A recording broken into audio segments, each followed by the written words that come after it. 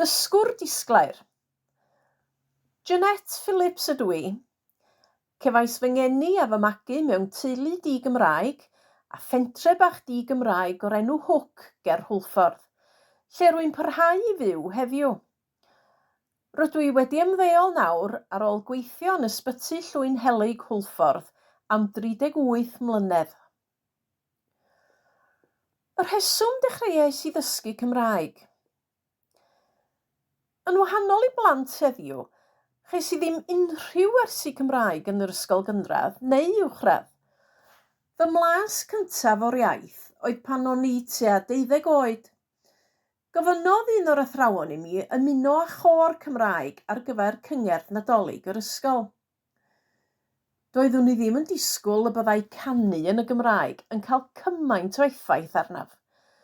Roedd y geiriau'n swnio mor hudolus, ac roedd y profiad cyntaf hwnnw wedi aros gyda fi.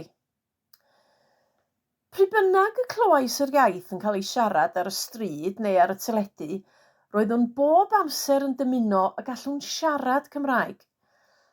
I fod yn onest, roeddwn i wir yn meddwl bod gwneud hynny yn hollol tu hwnt i fy nghyreiddiad.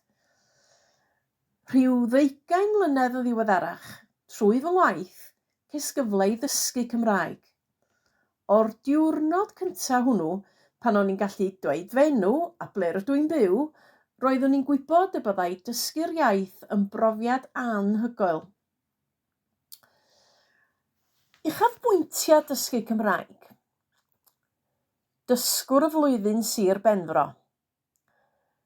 Yn 2017, ar ôl cael fy enwebu gan fy nhiwtor Janice Morgan, enillais wobr Dysgwr y flwyddyn Sir Benfro.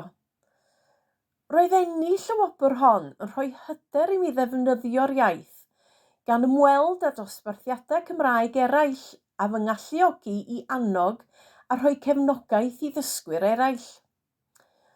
Rwy'n parhau i wneud hyn fel rhan o gynllun siarad, i helpu dysgwyr gyda'i sgiliau siarad bob wythnos, dros goffi, cyn y cyfnod clo, ond nawr dros Zoom. Côr Dysgwyr Sir Benfro. Rydw i wedi bod yn aelod o Côr Dysgwyr Sir Benfro, sy'n cael ei arwain gan ddau diwtor Natalie Morgan a Thomas Hopkins, ers ei sefydlu yn 2018. Fel aelodau côr o bob lefel, rydyn ni wedi cael cyfle i ganu a chymdeithasu yn Gymraeg. Yn bersonol, mae'r profiad o ganu a dysgu caneuon Cymraeg newydd wedi bod yn anhygoel. Mae'r côr wedi cystadlu yn yr Eisteddfod Genedlaethol, yng Nghaerdydd a Llanrwst, ac rydyn ni wedi perfformio mewn cyngherddau lleol amrywiol. Y Pinnacle yn 2019 oedd pan wnaethon ni gymryd rhan yn rhaglen deledu Corau Rhys Meirion. Buem yn canu cerdd dant gyda Rhys Meirion a Pharti'r Gromlech yn Eglwys Gadeiriol Tŷ Ddewi. Roedd yn brofiad byth gofiadwy. Y gobaith yw y bydd y côr yn gallu ail ddechrau ymarferion wyneb yn wyneb yn 2022. Merched y Wawr. Rydw i wedi bod yn aelod yng Nghangen Hwlffordd am 10 mlynedd. Roedd ymuno â'r mudiad yn gam pwysig yn fy nhaith o ddysgu. Mae wedi bod yn gyfle i glywed a defnyddio'r iaith y tu allan i'r dosbarth mewn amgylchedd mwy naturiol. Ar hyn o bryd, mae yna 5 aelod sy'n dysgu Cymraeg, ac mae pawb mor gefnogol a chymwynasgar. Ers 2019, dwi wedi bod yn ysgrifennydd, ac fel dysgwr, mae'r rôl wedi bod yn eitha heriol yn enwedig yn ystod y cyfnod clo. Mae'r gefnogaeth a gefais gan aelodau Hwlffordd, Hazel Thomas a Tegwen Morris wedi bod yn anhygoel. Nes i rioed feddwl y byddwn ni fyth yn cymryd y rôl. Rydw i wedi cael cyfle i ddysgu mwy am y mudiad a chwrdd â phobl o ganghennau eraill. Roeddwn wrth fy modd i gymryd rhan yng Nghyngerdd Nadolig Rhanbarth Benfro a Cheredigion a darllen cerdd. Mae pob un cyfle a phrofiad fel yna yn arbennig i mi. Mae bore coffi gyda Jane Davies dros Zoom yn bwysig iawn hefyd, ac rydw i'n cael cyfle i siarad am bopeth dan haul gydag aelodau eraill ar draws Cymru a Lloegr hefyd. Diddordebau personol. Rwy'n mwynhau coginio, ac rwy'n hoff iawn o curo'r corona'n coginio.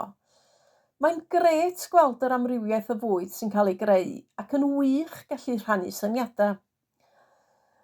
Yn ogystal â bod yn aelod o gôr dysgwyr Sir Benfro, rwy'n mwynhau chwarae'r piano, a fi hefyd yw organydd fy nghapel. Ers dysgu Cymraeg, rwyf wedi gallu mwynhau darllen llyfrau Cymraeg.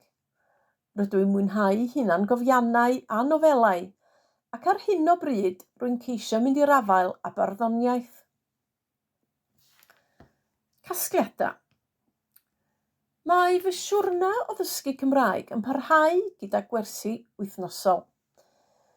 Mae e wedi agor llawer o ddrysau newydd i mi, mae wedi rhoi llawer o gyfleoedd i mi, ac rydw i wedi cwrdd â phobl hyfryd. Mae wedi bod yn heriol ar brydiau, ond dwi ddim wedi dyfaru fy mhenderfyniad i ddysgu'r iaith. Rwy'n ddiolchgar am yr holl gefnogaeth gan fy nhiwtor Janice, Dysgu Cymraeg Sir Benfro, Menter Iaith Sir Benfro, ac aelodau Merched y Wawr sydd wedi annog i mi deimlo'n hyderus wrth siarad Cymraeg. Rwy'n falch o ddweud bod siarad yr iaith yn parhau i'm gwefreiddio, ac mae dysgu'r iaith yn un o'r pethau gorau i mi ei wneud erioed.